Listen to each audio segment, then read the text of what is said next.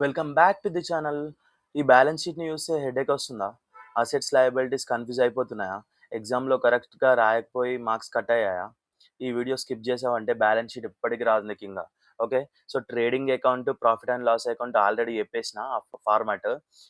కానీ 90% students fail అయ్యేది ఇక్కడే. బ్యాలెన్స్ షీట్ తెలవదు ఆళ్ళకి. బ్యాలెన్స్ షీట్ ఎట్లా ప్రిపేర్ చేయాలో తెలవదు. ఫార్మాట్ గుర్తుండదు. అసలు అసెట్స్ అంటే ఏంటో తెలవదు. లయబిలిటీస్ అంటే ఏం చేయాలో, దాన్ని ఎట్లా కేటగరైజ్ చేయాలో తెలవదు. సో, ఈ వీడియో కంప్లీట్‌గా చూసాక బ్యాలెన్స్ షీట్ ప్రొఫార్మాని ఎగ్జామ్‌లో చూసి భయపడరు మీరింక. బ్లైండ్‌గా ప్రిపేర్ చేయొచ్చు మీకు బ్యాలెన్స్ షీట్. ఓకే. సో, ఈ వీడియో కంప్లీట్‌గా చూస్తే మీరు బ్యాలెన్స్ షీట్ బ్లైండ్‌గా ప్రిపేర్ చేసేస్తారు. సో, ఓకే, స్ట్రెయిట్‌గా చెప్దాం. సో, స్ట్రెయిట్‌గా పాయింట్‌కెళ్తే బ్యాలెన్స్ షీట్ మీనింగ్ ఏందంటే, బ్యాలెన్స్ షీట్ అంటే ఒక పర్టిక్యులర్ డేట్‌కి బిజినెస్ యొక్క ఫైనాన్షియల్ పొజిషన్‌ని చూపించే స్టేట్‌మెంట్ అన్నమాట. సో, ఎగ్జామ్‌లో డేట్ వస్తది. క్వెషన్‌లో ఒక డేట్ వస్తది. ఆ డేట్‌నే ఇక్కడ రాసుకోండి. ఆ డేట్ ఏదైతే డేట్ ఉందో ఆ రోజుకే బ్యాలెన్స్ షీట్ అనేది ప్రిపేర్ చేస్తామన్నమాట. అట్లా. ఇక్కడ యాస్ ఆన్ 31st అని చెప్పేసి ఉంది కదా! అదన్నమాట. ఓకే. సో, అట్లా. ఇక్కడ ఫార్మాట్‌లో చూసుకుంటే ఫస్ట్ ఆఫ్ ఆల్ ఏం చేయాలంటే మనము ఇట్లా బాక్స్ గీసుకోవాలి. బాక్స్ గీసుకొని left side liabilities, right side assets అని చెప్పేసి రాసుకోవాలి. So, left side 2 amount columns, right side అసెట్స్‌కి 2 amount columns. So, left side liabilities, right side assets రెండిటికి ఇన్నర్ కాలమ్, ఔటర్ కాలమ్ రాసుకోవాలి. Inner column, outer column. Okay. So, inner column ఎందుకంటే ఏమైనా adjustments ఉంటే చేసుకొని ఫైనల్ అమౌంట్ ఔటర్ కాలమ్‌లో రాసుకోవచ్చు. Okay. So, ఇక్కడ liabilities side 2 amounts columns, assets side 2 amount columns. ఓకేనా. సో, నెక్స్ట్ ఏం చేసుకోవాలి? హెడ్డింగ్ రాసుకోవాలి. Liabilities, amount. తర్వాత పర్టిక్యులర్స్ అనే అసెట్స్. Assets, amount. ఓకేనా. So, assets, amount. తర్వాత ఏం చేసుకోవాలి చూద్దాం ఇప్పుడు. So, left side liabilities, right side assets. Heading correct రాయకపోతే మార్క్స్ మాత్రం కట్ అయితాయి. హెడ్డింగ్‌లో ఇలా రాయాలి. Balance sheet of so and so person sales on 31/3/2026 అంటే ఏంటి? ఎక్స్ఎక్స్ఎల్ ఎందుకు రాసినానంటే అక్కడ మనకి ఏ నేమ్ ఇస్తాడో ఆ నేమ్ రాసుకోవాలి ఆ క్వెషన్‌లో. ఓకే. సో, ఇది ఫార్మాట్ కదా! అందుకని అట్లా ఎక్స్ అని మెన్షన్ చేశాను. ఓకేనా. సో, తర్వాత ఇప్పుడు మనం లయబిలిటీ సైడ్ ఎక్స్‌ప్లెయిన్ చేసుకుందాం. లయబిలిటీ సైడ్ ఏమేమి ఉంటాయో ఎక్స్‌ప్లెయిన్ చేసుకుందాం. సో, ఇక్కడ ఫస్ట్ ఆఫ్ ఆల్ ఏంటంటే క్యాపిటల్ ఉంటది. క్యాపిటల్ రాసుకోవాలి. క్యాపిటల్ అంటే ఓనర్ బిజినెస్‌లో పెట్టిన అమౌంట్ అన్నమాట. సో, క్యాపిటల్ అంటే బిజినెస్‌లో పెట్టిన అమౌంట్ అన్నమాట ఓనర్. సో, ఇక్కడ మెయిన్ పాయింట్ ఏంటంటే క్యాపిటల్ డైరెక్ట్‌గా రాయము.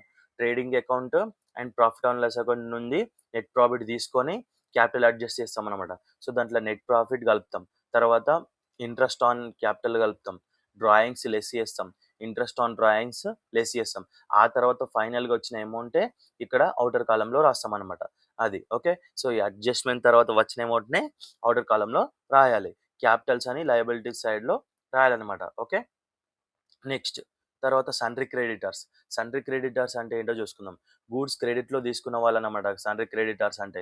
సో, మనం వాళ్ళకి మనీ ఇవ్వాలి కాబట్టి లయబిలిటీ కింద ఉంటది. ఓకే. అందుకని లయబిలిటీ సైడ్ రాసుకుందాం. Next bills payable. Bills payable అంటే ఏంటి? బిజినెస్ వేరే వాళ్ళకి పే చేయాల్సిన బిల్స్ అన్నమాట. బిల్స్ పేయబుల్స్ అని చెప్పేసి అంటారు. అందుకనే లయబిలిటీ కిందకి వస్తది. నెక్స్ట్ ఔట్ స్టాండింగ్ ఎక్స్‌పెన్సెస్ అంటే ఏంటి? ఎక్స్‌పెన్స్ అయింది కానీ పే చేయలేదన్నమాట. సాలరీ ఔట్‌స్టాండింగ్, రెంట్ ఔట్‌స్టాండింగ్ అంటే ఇదే అన్నమాట. ఓకే. సో, ఔట్‌స్టాండింగ్ ఎక్స్‌పెన్సెస్ గూడా లయబిలిటీ కిందకే. Okay. Next income received in advance అంటే ఏంటి? ఫ్యూచర్ పీరియడ్స్ కోసం ముందే వచ్చిన ఇన్‌కమ్ అన్నమాట. అది ప్రెజెంట్ ఇయర్ ఇన్‌కమ్ కాదు కాబట్టి లయబిలిటీ కిందకి ట్రీట్ చేసుకోవాలి. Next loans. ఏంటి లోన్స్ అంటే bank loan, bank over draft, అలాగే లోన్ ఆన్ మార్టిగేజ్ అన్ని బిజినెస్ పే చేస్తది కాబట్టి అవన్నీ లోన్స్. అందుకనే అది లయబిలిటీ సైడ్ ఉంటది. ఓకే. నెక్స్ట్ తర్వాత వచ్చేసి రిజర్వ్స్. బిజినెస్ ఫ్యూచర్ కోసం సేవ్ చేసిన ప్రాఫిట్. రిజర్వ్స్ అంటారు దాన్ని. ఓకే. సో, అది కూడా లయబిలిటీ సైడ్. ఎందుకంటే ముందుగానే రిజర్వ్ చేసి పెడుతుంది కదా! అంటే అవసరం లేకుండా రిజర్వ్ చేసి పెడుతుంది కాబట్టి దాన్ని లయబిలిటీ సైడ్ రాసుకుందాం. ఓకే. నెక్స్ట్ అసెట్ సైడ్ చూసుకుందాం. అసెట్ సైడ్‌లో ఇప్పుడు అసెట్ సైడ్‌కి వెళ్తే క్యాష్ ఇన్ హ్యాండ్. ఆఫీస్‌లో ఉన్న ఫిజికల్ క్యాష్ దాన్ని క్యాష్ ఇన్ హ్యాండ్ అని చెప్పేసి అంటారు. అందుకనే అసెట్ అయిందది. Next cash at bank.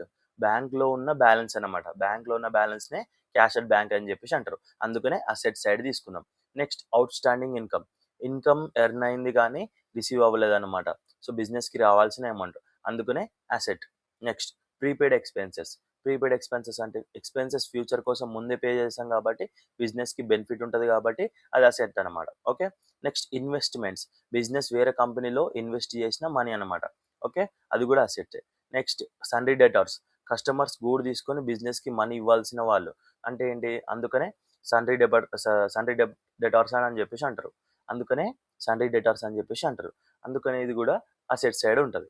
Next bills receivable, బిజినెస్కి రిసీవ్ చేయాల్సిన బిల్స్, ఇది కూడా అసెటే. నెక్స్ట్ అడ్వాన్సెస్ గివెన్, ఏంటి సప్లయర్స్ ఆర్ ఎంప్లాయీస్కి ముందే ఇచ్చిన అమౌంట్ అనమాట. సో దాన్ని కూడా అసెట్ లాగా ట్రీట్ చేయాలి. Next fixed assets. Fixed assets అంటే ఏంటి, ఇక్కడ లాంగ్ టర్మ్ యూస్ కోసం కొన్నవన్నమాట. Land and buildings, plant and machinery, తర్వాత ఫర్నిచర్ అండ్ పిక్చర్స్, ఇవన్నీ ఫిక్స్డ్ అసెట్స్ అనమాట. ఓకే, సో ఇదన్నమాట ఫిక్స్డ్ అసెట్స్. అంటే మనకు ఫ్యూచర్లో హెల్ప్ అవుతాయి కాబట్టి అది కూడా అసెట్స్ కిందకే ట్రీట్ చేయాలి. Okay, next intangible assets. Intangible assets అంటే ఫిజికల్ ఫామ్ లేదు కానీ వాల్యూ ఉంటుంది అనమాట.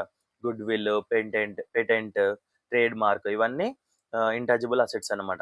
ఇదనమాట. అట్ ఫైనల్గా ఏంది, క్లోజింగ్ స్టాక్. ఇయర్ ఎండ్లో మిగిలిన స్టాక్ క్లోజింగ్ స్టాక్ అంటారు. సో అది కూడా అసెట్ సైడ్ రాసుకోవాలి. సో ఫైనల్ స్టెప్ ఏంటంటే లాస్ట్‌లో ఒకటి చెక్ చేసుకోవాలా. రెండిటిది టోటల్ ఈక్వల్‌గా రావాలి మనకు. రెండిటిది టోటల్ ఈక్వల్‌గా రావాలా. Liabilities side, asset side 2 equal అయితేనే బ్యాలెన్స్ షీట్ కరెక్ట్ అని చెప్పేసి అనుకోవాలి. లేకపోతే ఒకవేళ తక్కువొచ్చిందనుకో, ఒక సైడ్ ఎక్కువ, ఒక సైడ్ తక్కువ అనుకో, మీరు చేసింది తప్పన్నట్టు. సో మిస్టేక్ మాత్రం ఇదే అయితదనమాట. చాలా మందికి టాలీ అవ్వదు. సో టాలీ అయ్యేలా చూసుకోవాలి మీరు. ఓకే, అదన్నమాట. బ్యాలెన్స్ షీట్ అంటేనే 2 టాలీ అవ్వాలా. లయబిలిటీస్, అసెట్స్ టాలీ అవ్వాలా. టాలీ అవ్వకపోతే తప్పన్నమాట. ఓకే, సో ఇంకోటేంటంటే trading account, profit and loss account, balance sheet, ఈ 3 క్లియర్ అయితే ఫైనల్ అకౌంట్స్ నుంచి కంప్లీట్‌గా ఒక న్యూమరికల్ ప్రాబ్లమ్ ఎక్స్‌ప్లెయిన్ చేసుకుందాం. స్టెప్ బై స్టెప్ సాల్వ్ చేసి మీకు ఎక్స్‌ప్లెయిన్ చేస్తాను. ఒక ప్రాబ్లమ్ అయితే డైరెక్ట్‌గా మీకు మంచిగా అర్థమైతది. ఈ ప్రొఫార్మా వింటే మీకు కొద్దిగా కన్‌ఫ్యూజ్ ఉంటది. బట్ డైరెక్ట్‌గా ప్రాబ్లమ్ చేసినామనుకో మొత్తం క్లియర్ అయిపోతది. ఓకేనా. ఇంకోటేంటంటే మన ఛానల్‌ని ఎవరైనా సబ్స్క్రైబ్ చేసుకోకపోతే సబ్స్క్రైబ్ చేసుకోండి. మన ఛానల్ నోటిఫికేషన్స్ అనేటివి మీకు ఎప్పటికప్పుడు వస్తాయన్నమాట. అదే. Okay. Thank you for watching video.